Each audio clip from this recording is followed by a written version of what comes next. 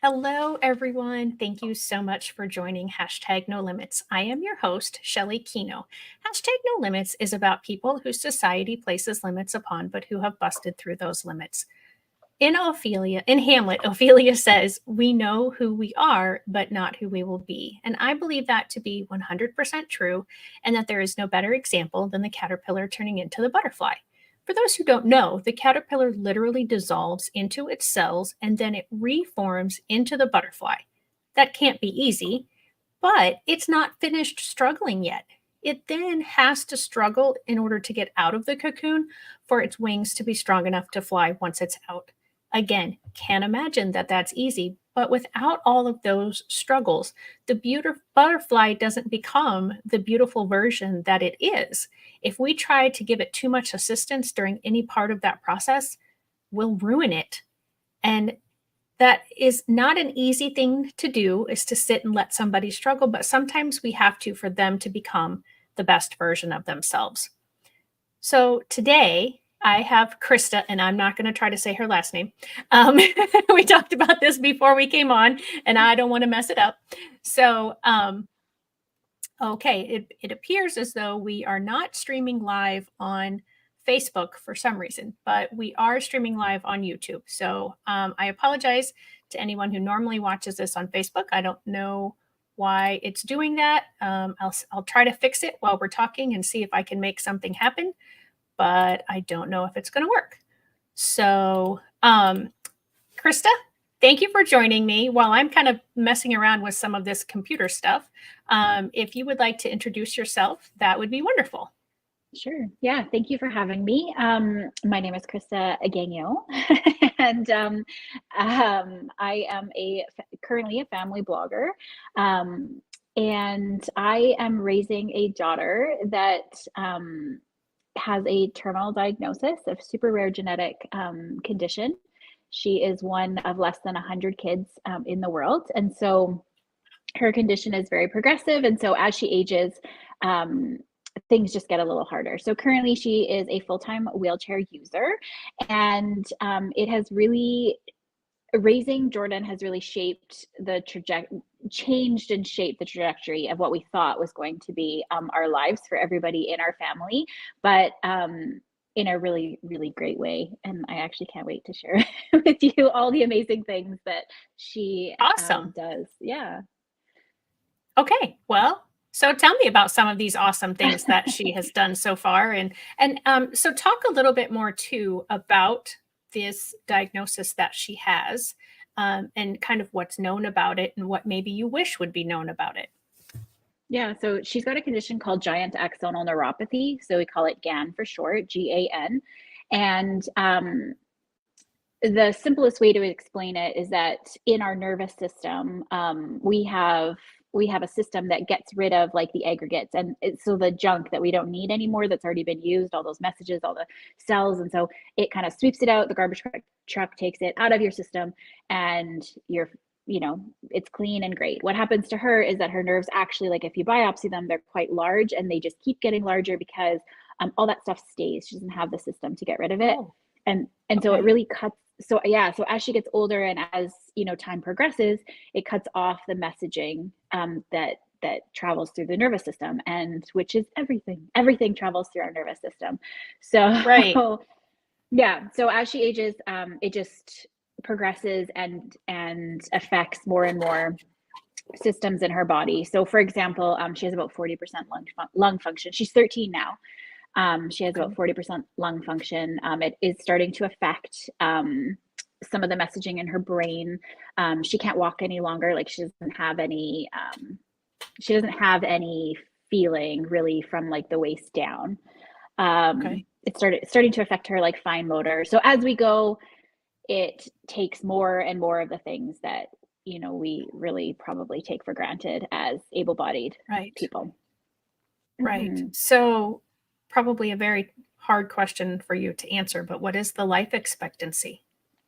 The life expectancy is usually young adulthood. So the reason that there's usually such a small number of people who have GAN is that between kind of like late teenager. Are you still a teenager at like 18, 19? I guess so.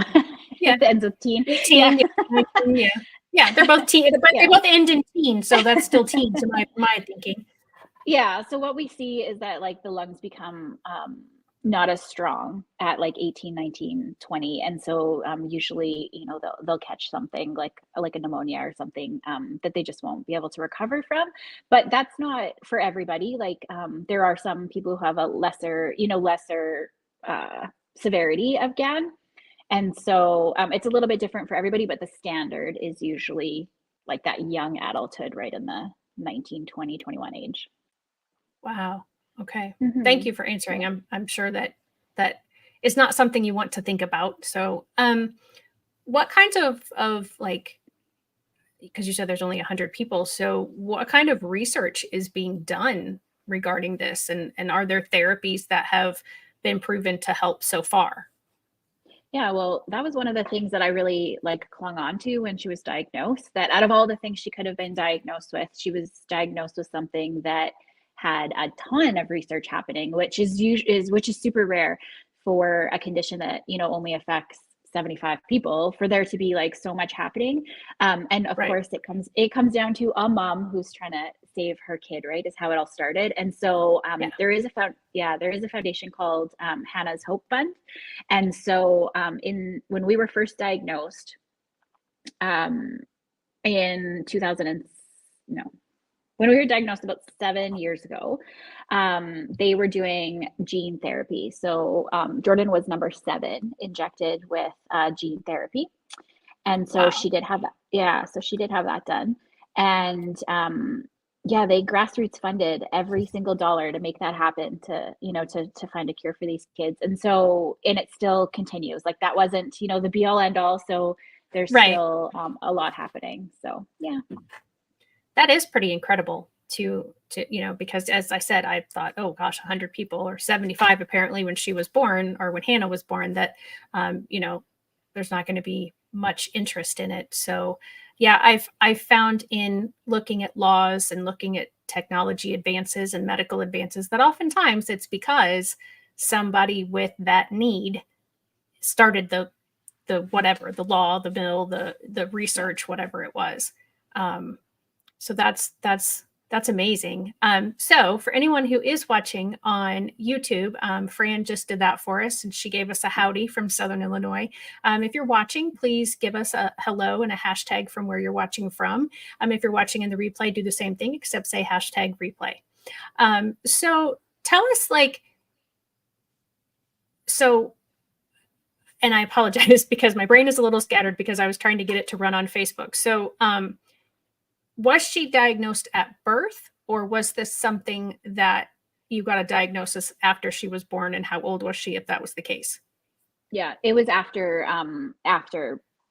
birth. So she was diagnosed, I think so we started looking for diagnosis at 3.5. We knew something was different. She was like, she hit most of the major milestones, but sometimes just a little bit slow or like a little bit different than the other kids. And at three Okay. and a half, she was clumsy. So when we put her into pre-K, like pre-kindergarten, there's like an assessment here. And so they said, oh, you should consult a neurologist. And so that's what started us down the Okay. path of trying to find a diagnosis. And then right before she had the gene therapy is when she was actually diagnosed. So she was 6 when we got an official diagnosis. So and Okay. like I said, that, you know, this is progressive. So the kids develop and they have all, you know, they walk and they do all the things, like I said, maybe just a little bit slower, a little clumsier.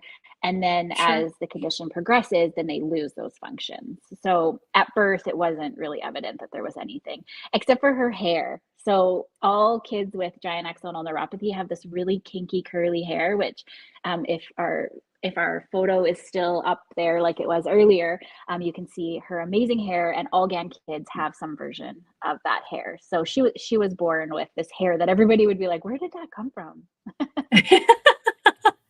So yeah, I have I can share your website. So yeah, there's the hair and her Yeah, beautiful smile and face that you were talking yeah. about. Yeah, and I think I saw I don't know if it was a reel or if it's something on your website. I remember seeing like when she was getting her hair done one day, um, and just all of the process that was involved with that to just, and she had like really big poofy pigtails on either side, when it was all finished. So it looked really cute, but I was like, wow, that's a lot of hair. Yeah, that's actually what has that is what I guess sent us into this world of family vlogging is Jordan's hair, because every time I share anything about Jordan, her hair just goes viral and everybody loves it. So, Well, that's good. I mean, whatever it takes to, get people's attention, right? So if that's yeah. what they're drawing their attention to, that's they're still getting they're still paying attention, and you're still getting the word out about what she has, and her life and all the wonderful things. So as she was developing and you thought everything was fine, and then it started to go the other way, Mhm. what were some of the first things that you saw? I mean, you talked about that she was clumsy. So was she not clumsy before and then she became clumsy, or had she just always been clumsy for the however long she had been walking to that point? I think that she had always been clumsy and always like just a little bit more cautious and a little bit slower. When she was really young and we didn't know what was going on, I used to say that Jordan was sent to teach me some patience and to slow Uh-huh. down. Yeah, because like I couldn't get her to run for like the life of her. Like I couldn't be like, come on, let's hurry, let's run. And she'd be like, no. And Don't need when she to. was, yeah, when she was really little, like 1, 2, and we would camp, and all of our friends outside of the camper would be like, what the heck's going on in there? Because she would like stomp up and down the hallway, and you could hear it. Um, yeah, so I suppose the signs were always there, but I don't know. I don't know. I just assumed that she was clumsy, and she was hitting the milestones, and so there just wasn't really anything, no huge red flags in those first couple of years. Right. And I mean, you as the mom, if you're not aware of it, and uh, and the fact that there was however many, 100 or however many there were at the time of her diagnosis, it's not something that even pediatricians or doctors are going to say, oh, hey, because if everybody develops differently at different time frames, so if she was hitting those milestones, that's what they look for. Yeah, and sometimes I get flack about this on social media, like when I share our story, that as parents, like any little thing, you should be taking your child to the pediatrician because those milestones are so important. But I think we also have to give ourselves grace as parents. Like it really wouldn't have changed anything for me to know earlier. It just probably actually would have made our lives harder for those first 4 years. In a lot more testing, a lot more. So she just got to enjoy those first 4 years, and it was fine. Well, and absolutely. And just what I said, I mean, if she was reaching those milestones, those are the average. So there's always going to be kids who reach them sooner and who reach them later than that marker that they put as the time to reach that marker. So I yeah, people on social media aren't always compassionate and thinking about what they're saying, and but that's neither here nor there, I suppose. But absolutely, I'm glad that you know to give yourself grace, and you do give yourself the grace, because we can only do with what we know, and then when we learn more, we do more, and when we learn different, we do different, and then we have to keep moving forward. um, so what else, how many other people are in your family, and how has this affected them? Yeah, so we're a family of 5. I have an older son who's 17, and then a younger one who's 10. Um, and then my husband, obviously, their dad. Um, and it has completely actually changed our lives, of course. It has uprooted us. We live differently now than we did previously, having someone in a wheelchair in our lives. And probably the hardest hit with that is probably my older one, my 17-year-old, because he knew what life was like before. He knew what we did before having somebody in a wheelchair. And so as much as I try to like create balance and adventure and all these fun things for the family, it is just still different, right? But Right. they will grow up to be amazing human beings because they know the struggle that we go through and they can take that out into the world. And so, yeah. Yeah. That's yeah, and I would think, I mean, to me, that seems very logical that the younger one didn't know any different. So this is his life or her life. I'm sorry, I forgot what you said, son, I think, Yep. is, that's the way it's always been. And so, yeah, the older son had what, 3 or 4 years before she came along, and then another 3 or 4 years before really. So maybe 6-ish years, 6 to 8 years of kind of completely different way of life. Um, and does he ever talk about that with you? Yeah, there used to be the odd time where, he would say, oh, that he missed like camping or quadding or like those really like, or hiking, like, where we were just on a holiday and he said, oh, you remember when we used to like all go hiking? And, when she was small enough that like we could strap her to my husband. So yes, but he also, like if I found that the things that I can't necessarily make happen with him, it's okay to like allow him to do that with other families. Like, I don't know why it was such a Mhm. hard thing to like let that go, to let him go make those memories with other people. But like, he's got a lot of friends and they still do all of those things. And so it's okay for him to go for a weekend and do that with another family. And so I've just, like I said, really tried to have that balance and to allow him to still go make those memories. Just looks different. But I'd like to talk about that a little bit more, if you wouldn't mind, because that's not something that I've ever really thought about before. The fact that sometimes a sibling to someone who has special needs might need or want to go do things, and the family can't do them. And so, um, what do you think it was that made it so difficult for you to let him do those kinds of things with other families? well, I think that part of it is that, um, you don't wanna be a burden. You don't wanna be too big of a burden on the people around you, and so, like, I don't want to keep, like, pawning off my kids all the time, Sure. and then Okay. the second piece of that is that I really like, it fills my cup to make memories with my kids, like, they're, like, my favorite people, and I love to, like, adventure with them and go and do Right. all the things, and so part of it also is, like, this feeling that, like, I'm missing out on making those memories with him, and so Yeah. that's hard and sad, right? And so yeah, I don't know. Like I said, we try our hardest to um, build in and factor in adventure and memories and fun here within our family. And sometimes it looks like taking Jordan with us, and sometimes it's having somebody stay with her so we can still do some of those things. And so I just think it's a balancing act. And I think that in this life that we lead, where we have somebody in a wheelchair, we do need a lot of help from our community and the people around us. Like it just is inevitable. And so there's just that fine balance of like, just not being too much of Sure. of a burden on everybody around you.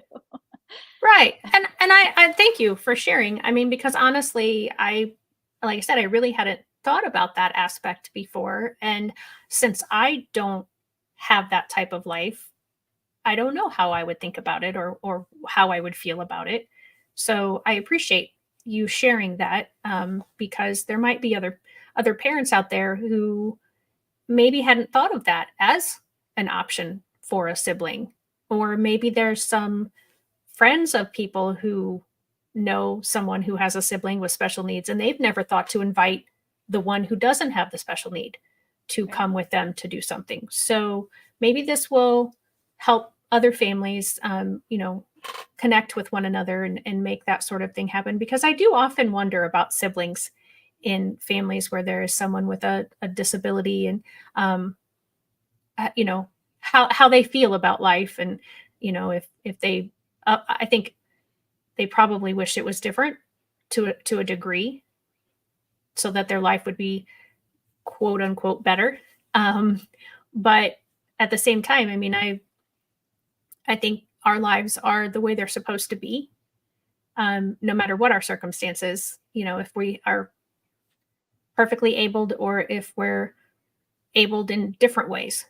And so I don't know that's why I put better in quotation marks, because I don't really know that it would be better if that person wasn't disabled, because that's what makes that person special and makes them part of who they are. Just like everyone has all their different components. Right.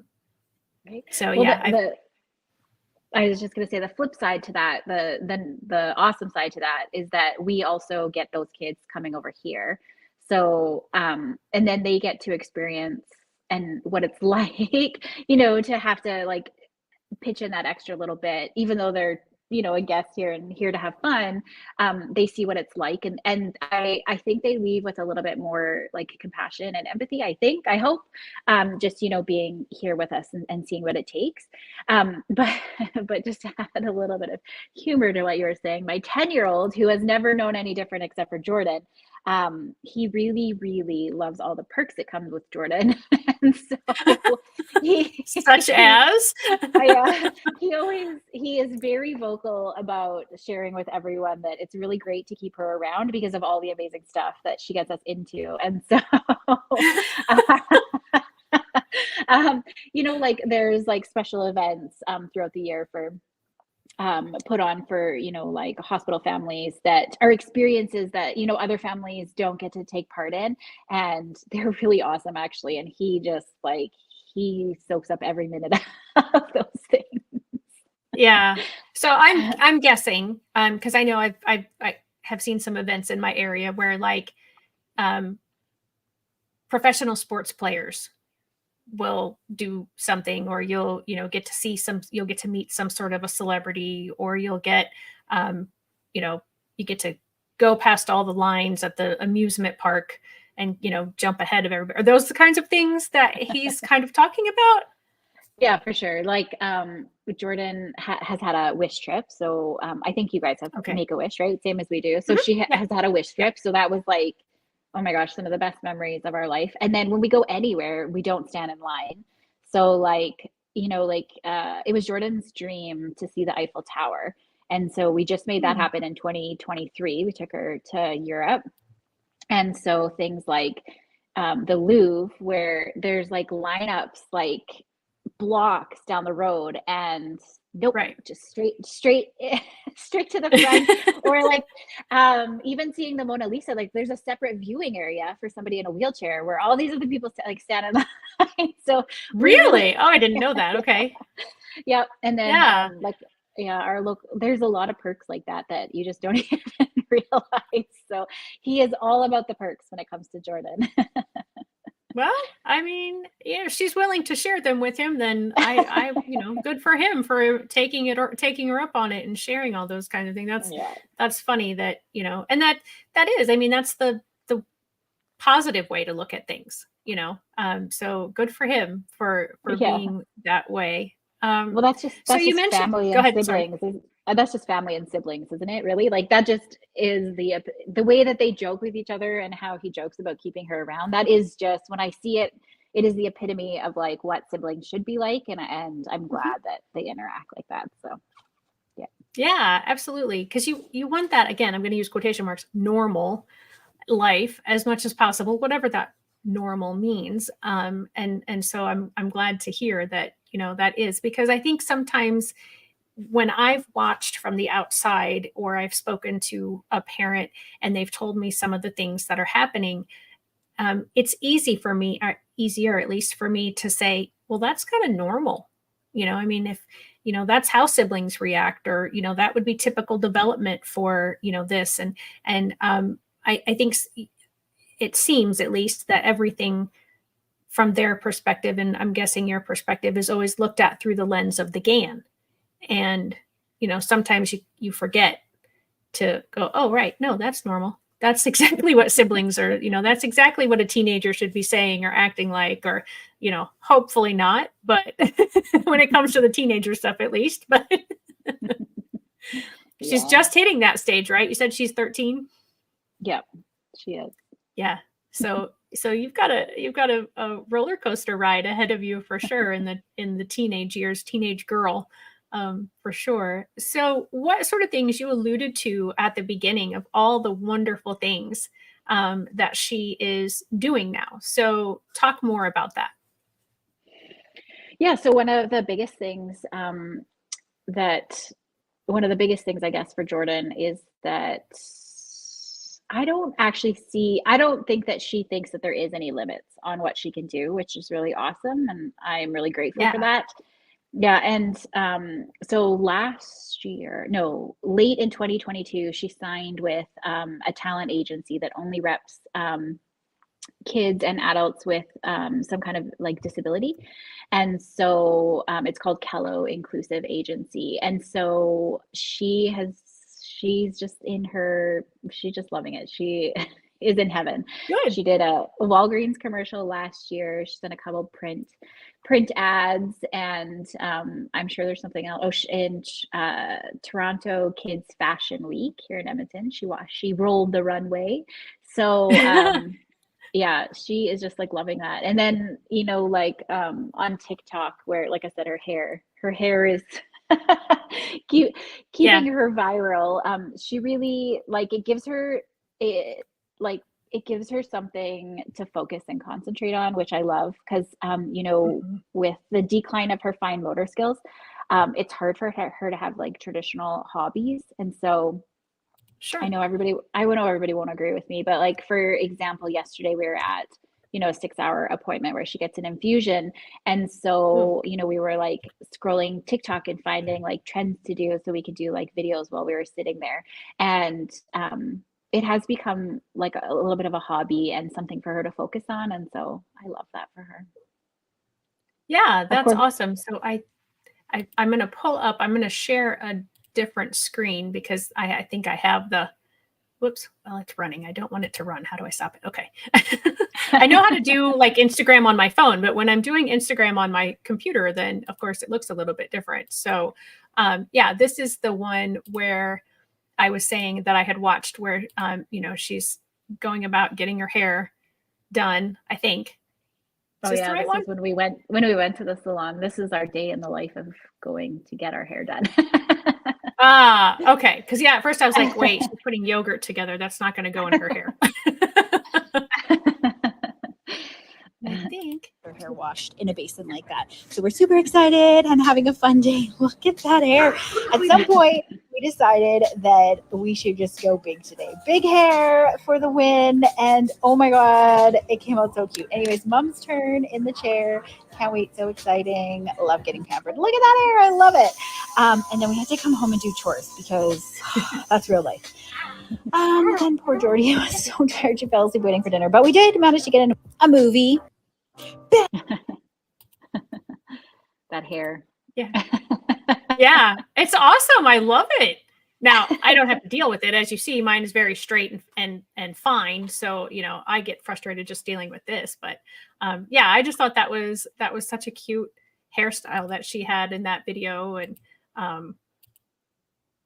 don't know, maybe it was, I don't know. There was another one that I thought where she had two big poofy. I mean, they're kind of like that in the video that we just watched. But Yeah. so for anybody who for anybody who's just listening to this in podcast version, I was just on her Instagram page and their Instagram handle. Let me pull that up. I'm going to put that up on the screen for anybody who's watching. You can see it, but for those who are just listening, the Instagram and TikTok handles are at going with the, I don't want to say it, I'm going to mess it up. Gagnons. Gagnons. And so that is spelled going with the, and then Gagnons is Gagnons. So you can find them on TikTok, you can find them on Instagram, and also you have your website, which I did share a few minutes ago. And I don't think, yeah, it's not going to go because I didn't set it up to share that correctly. And that is just going with the Gagnons on .com. So be sure to find them and follow them in any of those places.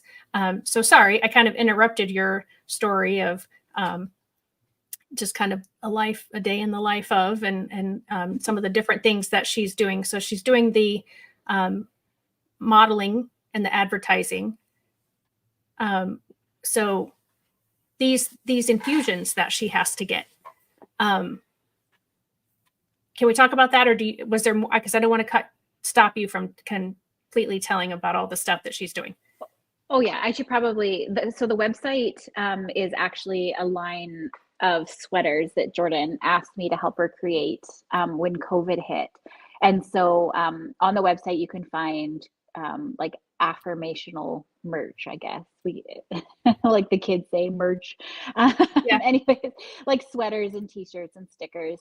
And so the thought behind it was that Jordan goes to all of these appointments and everybody always loves on her and is always like, oh, Jordan, you're so strong.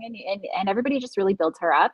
And so she wanted to create these shirts that people could pick an I am statement that they thought, applied to them or that they wanted to be, and then, wear it with pride. And so, you can get like, I am confident, I am loved, I am enough, I am amazing, I am brave, I am wild, I am all of them. So that's what awesome. That's what the website is. Yeah. Okay. Yep. And here we have categories. So all the different ways that you can order the affirmations. And then the next tab over is shop by affirmation. And you've got send Jordan email. So send Jordan mail. Yeah. So that started when we were planning on taking her to Europe. So Jordan, so another thing that came from Jordan's journey is a dream it, do it list. And so it's her version of a bucket list that she created. Okay. And Paris was Paris was what set this off, like what started all of this, because for like the last 6 years, it has been all she talks about. We go to appointments and we watch YouTube videos about Paris and the Eiffel Tower and what's to see and what's to do and what's to eat. And so, so she created this whole dream it, do it list of all these things that she wants to accomplish and do in life. And so, a lot of our focus now on social media is doing some of those things. And so there's like YouTubers she wants to meet, and she still wants to visit New York, and she wants to be an extra in a movie. And there's like all these things that she's working on accomplishing. I think I went on a tangent there. I know that I was trying to say something, but you were just talking about all the things that she's doing. So that's part of it. And then I jumped you talked about that, you were helping her develop things for the website, and that the website is, your shop basically. So you've got the I am journal. Yes, that's what from the mail. You said send Jordan mail. That's where that started. Is when we were planning to go to Europe. What happened was people got wind of it on TikTok, and so they started sending her postcards from Paris, because it was COVID and it was lockdown, and it took us like an extra 3 years longer than what we thought it would take us to get there. And so that's where that started. And Oh, gotcha. Okay. Yeah. So I love, because I'm very much about, there's her dream it, do it list. I don't know if I'll be able to. Yeah. So we put that in the journal, so that the I am journal, so that everybody can make their own dream it, do it list. Yeah, that's so awesome. And there's a nice little picture of her. I'm sure she's not always happy, but I do like her smile. It's you would be surprised. I don't know where she pulls it out of, but she is a light. There's a lot to learn from Jordan. Yeah. So talk about that. Tell me about the kinds of things that people have learned from her. And the reason I want you to do that is I'm going to talk about a little bit about, I wrote a book several years ago, and it's called Those Who Can't Teach. And at the end of each chapter, I talk about what I learned from each of the families that are represented in the book. And each of the families is somebody in their family has a disability, or the person themselves shared their story with me. And I'm always learning from families that I interact with. And so talk about some of the ways that Jordan has taught others about life in general, probably. Mm-hmm. So I can speak to myself. Like, I know that Jordan has taught me what it looks like to be in the moment, and to like just be focused on like the here and now, and what is happening now. She's very good at that. And when she teaches us that, and when she shows me that, it comes out in this like joy and just this like very authentic, honest, like it's more than joy. I don't know what the next word above joy is, but this okay, whatever the next word above joy is, to just be with the people that she's with, and to just be like, it doesn't matter if we're in Paris or if we are here visiting with friends, you know, with some friends that came over. She has the same level of like enthusiasm and excitement for that moment. And so that's what she's taught me. I know that everybody who's around her has so much amazing things to say about her, but it's just different for each, it's so different for each person.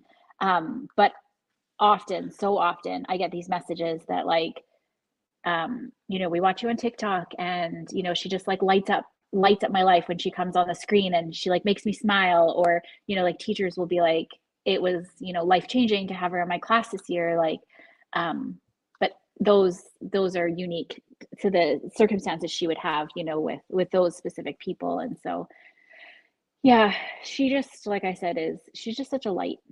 I don't know how she does it. Somebody pokes her for a needle for blood work, and she just has them laughing by the end of it. And they're like, what the heck? Like, I'm supposed to be making you happy. So she very much sounds like that she lives in the moment and she enjoys every single moment to the fullest. Yep. She enjoys That's it all. awesome. That's fantastic. And I mean, she, because she started losing some of her abilities around 3.5 or 4, I mean, she doesn't necessarily remember life a whole lot different than what she's had it. So, I mean, her every day is normal for her. And so she is able to just, you know, just enjoy it. And I think there has to be a part of her that remembers what it's like, because she was independently walking like 4 years ago. So there is a part of her that, yeah. So she progressed from like clumsy, still walking walker, like walking with a walker, half not, and then to sometimes in a manual chair, and now she's in a full power chair. So she has to have those memories and remember a little bit what it's like. I think though that nature, God, I think it's a gift that that the nerves in her whole body are going, and so they also impact a little bit of what's happening like in her brain. And so I think it softens it a little bit too, which I think is a gift, because it would be very hard. But often GAN is compared to an ALS, like to ALS but for kids. And so I see how hard it is for those adults who remember everything. And so yeah, I think that, you know, for it to just, the memories to be a little softer for Jordan is not a bad thing. Yeah. And so how does it weigh on you as mom, and how does it weigh on dad or the siblings to see? I mean, it sounds like she's at least outwardly okay, not happy, I'm sure, but okay with the way things are going. But how does it affect the rest of you? That has been a journey. And so I can't necessarily speak to my husband or my kids, because that's their own journey. But for myself, I know that the first couple of years were a lot, and there was like a lot of denial. There was little bits of anger. There was like a lot of emotions happening. I try to talk about this a lot, that it wasn't until there was this point during COVID where, you know, everybody went online, because like, what else are you going to do? And so it's almost like people opened up and shared like really authentically more stuff. Or it felt like that to me. Maybe I just wasn't in that space before. And, you know, I started doing a deep dive into like grief and anticipatory grief, and the emotions that are attached to raising somebody that is sort of, you know, disappearing in front of your eyes. And so knowledge is kind of power. And when you can really learn what's happening, I feel like it helps you digest it. You can never digest it better. That's the wrong words. But I mean, like, for example, like, you can handle smaller chunks of it. Yeah, yeah, and now that I know, like, okay, before I knew the words anticipatory grief, I thought that I was failing at life. I thought I was a terrible mom. I thought I was lazy. I couldn't understand why I could get out of bed some days. And like all of those pieces just made me kind of feel like I was failing, right? And then when you understand that it's actually grief and you're grieving the loss of that person while they're still here and in front of you, then it changes it because I can't handle grief, but I know what to do to ease that, right? Like I know to let it have its space and to like stop when that happens. Like when those feelings come up now, I know how to stop and like work through them instead of just feeling like I'm failing. And so Yeah. I think it's really important to talk about that stuff because I think so many families and parents think that they're just, yeah, that they're just not handling things properly. But there's so many emotions, there's so much going on. It's really heavy. It's really heavy. And I know from experience, I just tried to like shove all those feelings down and power through and give them my kids the best life and try to, keep things as normal as I could. And that really was not serving me. I had to stop and slow down and like give the feelings space, like give those really hard emotions space. Thank you Yeah. for sharing that. I'm sure that was very personal, and I very much appreciate your honesty, and um, I I hope, just like earlier, that someone will hear what you've said and go, "Oh, I'm not," and kind of have those aha moments like you talked about. And to I had never heard the words anticipatory grief until you just said them. I mean, as soon as you said them, I'm like, oh, I bet I know what that means. Just because of the other knowledge that I have. And it made so much sense when you said it. And I do think that a lot of parents go through that. Even if it's not because, well, and it's not just parents, as you said, it's kind of like the ALS for children. So, a lot of people go through that. But I think it maybe holds a different level or a different magnitude when it's a child that you're watching, because they have, what you thought was going to be decades ahead of them. And I remember when I was writing the book, one of the moms in there, she talked about that we have um, beliefs and desires for our children that we don't necessarily know that we have, and expectations is the word that we used, until we find out that those expectations aren't going to be met. And then we grieve for those kinds of expectations that they're not going to happen, or not happening in the way that we thought they would happen, or in the timeline that we thought they would happen. And I that sounds to me like anticipatory grief. So Yeah. I appreciate you sharing that, and I really do hope that that reaches somebody. And as you said, I'm proud of you for allowing yourself to feel those things when they come, and to acknowledge it in front of your family, because I think a lot of times too we hold stuff in because we think, oh, we have to be strong, and we can't let anybody else see that this is bothering us.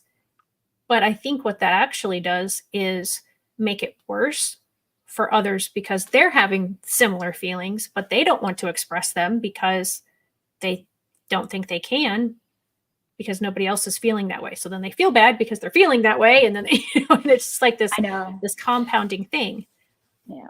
Yeah, it can become a really vicious cycle. And there's a lot of pressure when it comes to raising somebody that has a limited life expectancy because I hear this all the time, like, oh, you just can't waste time, or, like, that's a big one. You're just wasting time, worrying about that or Right. being sad. But like the reality is that life happens like in the little moments. And if we were traditional and we weren't raising, Jordan, and we thought she was going to live forever, we would still have those downtimes. Like there would still be like the times where like something unexpected happens and everybody's a little sad for a couple of days. Like it's so unrealistic to think that just because you're raising this kid, everything, you're going to make everything perfect in a little bit of time you have. That's not like real life. Like real life Right. is, you know, the ups and downs. And so we should be allowed to, you know, to have those freely as well, right? Like some Yeah. days we just don't want to do anything and we watch movies on the couch, and that's okay. We're not wasting time. Like that's not, this is life. Right. That's life. Yeah.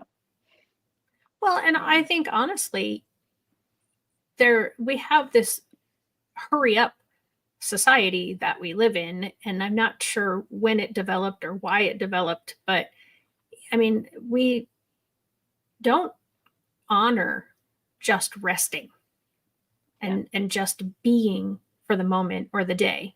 And I think that might be why when she does it, it's so odd and beautiful, because we should all enjoy the moment and be present in every moment.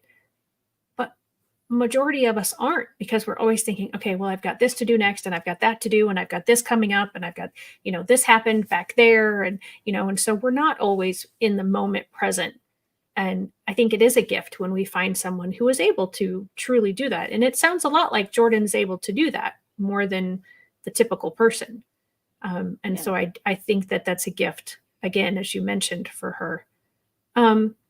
So the infusion therapy, we hinted at that, and I want to circle back to that. So how often does that have to happen for her, and what is the point of the infusion therapy? Yeah, we're just actually, this is not our normal. We're in a little bit of emergency situation. I don't know how to explain it. We're in a high stress since the beginning of December. There's something there's something going on in Okay. Jordan's there's something going on in Jordan's body that we just can't quite put our finger on. They think that she has some kind of infection that is brewing below the surface. So on a daily basis, Jordan is very healthy, and we deal actually with very little doctor's appointments. And like as she progresses, big things happen, like she goes into a wheelchair, but like for everything else, she's quite healthy. Good. So this is not our norm. This is very unusual for us, and so it is making life a little bit challenging.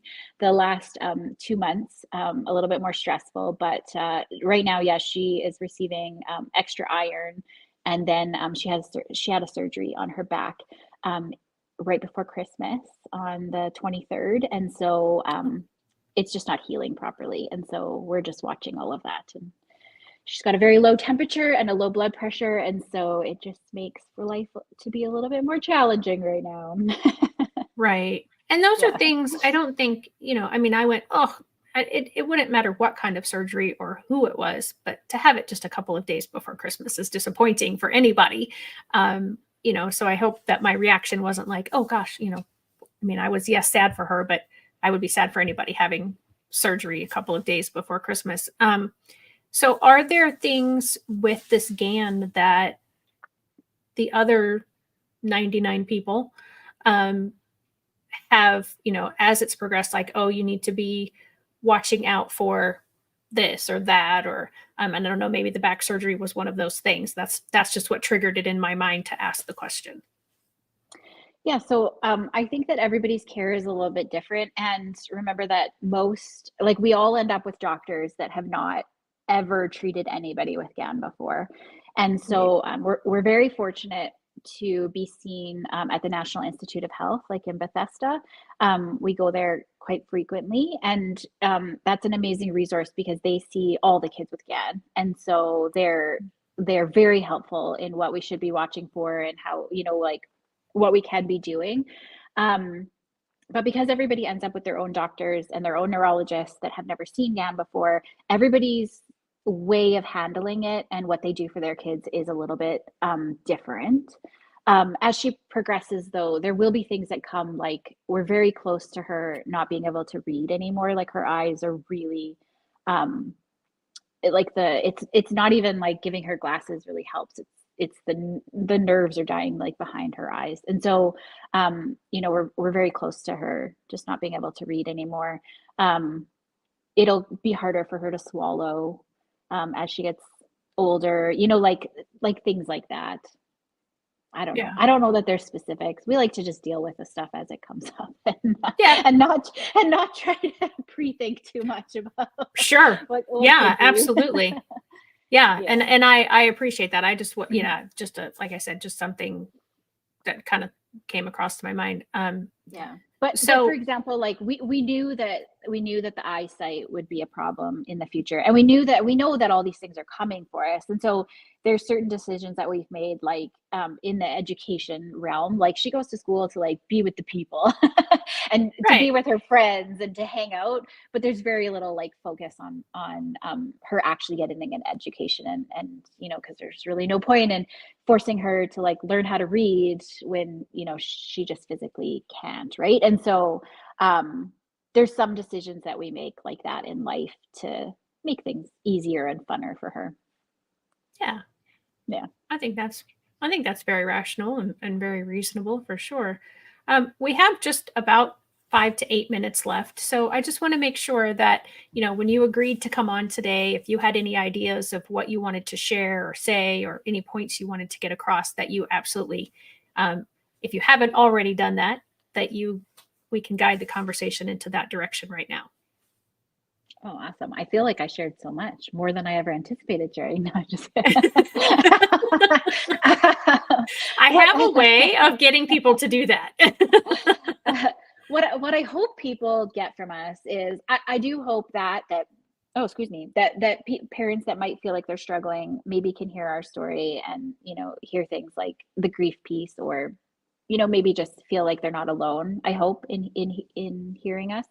And then the other piece that I hope that people can take away from our story is that we've been given this diagnosis, which gives us like a false sense of thinking that we know what's to come, right? Like when the doctors gave us this diagnosis that Jordan would have a limited life expectancy, we live in that, and so we do things just a little bit differently. Like we might not abide by all of society's rules and norms. We kind of really think about each thing that we allow into our lives and whether it serves us or doesn't serve us. But just because we've been given that diagnosis doesn't mean that that's actually what is to come for us. And nobody is really guaranteed tomorrow. And so I wish that everybody could just watch us and learn that, like, you have the ability to decide what you want to do and what you want to allow into your life, and what feels good and what works for you, instead of kind of being like a passenger in life, if that makes sense. Like yeah, like all of these things we've chosen to do, like they haven't necessarily just happened to us. And so yeah, that was long-winded, but pretty much just to say that none of us are that was beautiful. None of us are necessarily guaranteed tomorrow. We actually have no idea what's coming tomorrow, even us who thinks we know. And so Right. we should just really take a page out of Jordan's book and like enjoy what's happening today, and like live for what's happening today, because that's really all we for sure have. Yeah, absolutely. Yeah. That's so incredibly true. And I think that's a great way to wrap this up for today. So I just want to remind everybody to go to your website, Going with the Gagnon. Did I get kind of close to saying it right? Yes, just make sure that you put the S at the end, Gagnons. There's a couple of us. Gagnons. Okay. And Fran does say thank you for being real and sharing your journey, and I appreciate you as well. And I will be finding an affirmation hoodie most likely to order, because I love my hoodies. And I'm in Southern Illinois, so I have about 6 months of the year that I can kind of get by with wearing hoodies. So I will most likely be getting one of those from you soon. And I encourage anyone else who's watching to support Christa and Jordan and their family in that endeavor. And as I said, follow them. Let me put up the information really quick for those who are watching. Here it is, Going with the Gagnon. No, I did it wrong. Gagnons. No, I totally got it messed up now. But yeah, you can find them. That's their website, or they're on IG, Instagram, and TikTok. So Christa, thank you so much for being here today and for sharing your journey. And I'm a little sad that I didn't get to see Jordan in person, but I understand, that she has other things going on during the school day. And so that the time that we do this just wasn't the right time for me to meet her. But I look forward to continuing to follow you and watch your journey. And for everyone else, I hope to see you next week. Thanks so much.